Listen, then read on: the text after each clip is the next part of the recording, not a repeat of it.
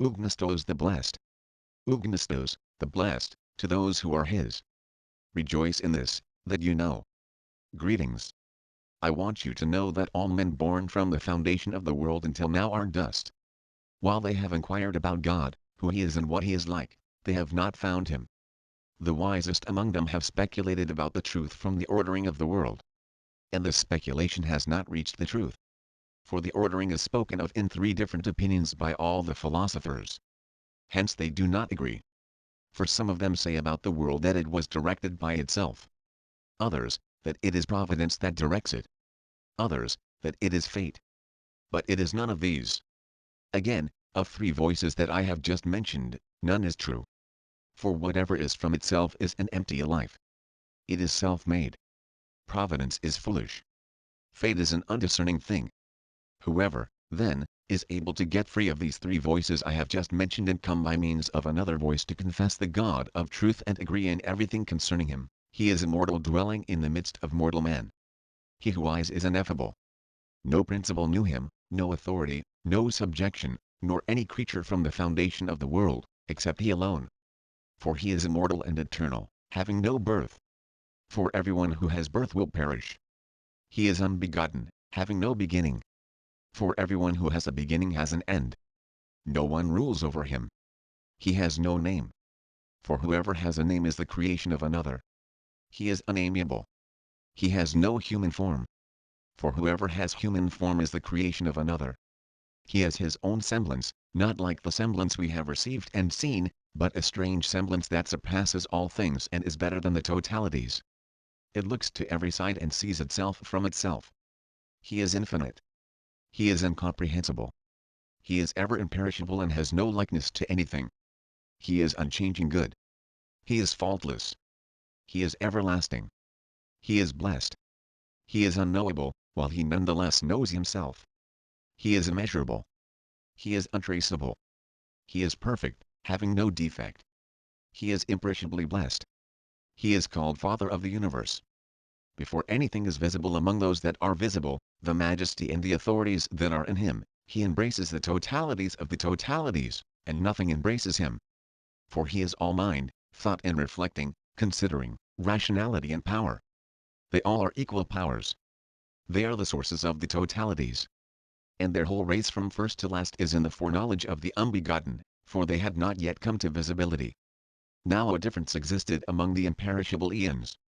Let us, then, consider it this way: everything that came from the perishable will perish, since it came from the perishable. Whatever came from imperishableness will not perish but will become imperishable, since it came from imperishableness. So, many men went astray because they had not known this difference. That is, they died.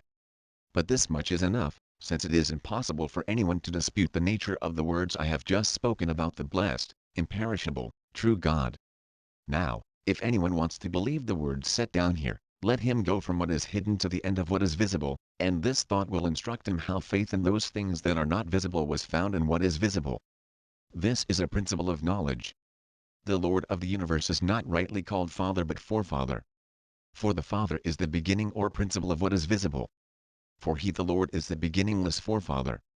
He sees himself within himself, like a mirror, having appeared in his likeness as Self-Father, that is, Self-Begetter, and as Confronter, since he confronted unbegotten first existent.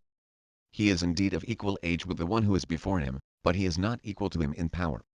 Afterward he revealed many confronting, self-begotten ones, equal in age and power, being in glory and without number, who are called the generation over whom there is no kingdom among the kingdoms that exist. And the whole multitude of the place over which there is no kingdom is called sons of unbegotten Father. Now the unknowable is ever full of imperishableness and ineffable joy. They are all at rest in him, ever rejoicing in ineffable joy, over the unchanging glory and the measureless jubilation that was never heard or known among all the eons and their worlds. But this much is enough, lest we go on endlessly. This is another principle of knowledge from self-begotten. The first who appeared before the universe in infinity is self-grown, self-constructed Father, and is full of shining, ineffable light. In the beginning, he decided to have his likeness become a great power. Immediately, the principle or beginning of that light appeared as immortal androgynous man. His male name is Begotten, Perfect Mind. And his female name is All-Wise Begetra Sophia, It is also said that she resembles her brother and her consort. She is uncontested truth. For here below, error, which exists with truth, contests it. Through a mortal man appeared the first designation, namely, divinity and kingdom, for the Father, who is called Self-Father Man revealed this. He created a great Eon for his own majesty. He gave him great authority, and he ruled over all creations. He created gods and archangels and angels, myriads without number for retinue. Now through that man originated divinity and kingdom. Therefore he was called God of gods, King of kings. First man is faith pistish for those who will come afterward. He has, within, a unique mind and thought, just as he has it thought, reflecting and considering, rationality and power. All the attributes that exist are perfect and immortal. In respect to imperishableness, they are indeed equal. But in respect to power, there is a difference, like the difference between Father and Son and thought, and the thought and the remainder. As I said earlier, among the things that were created the monad is first, the dyad follows it, and the triad, up to the tenths.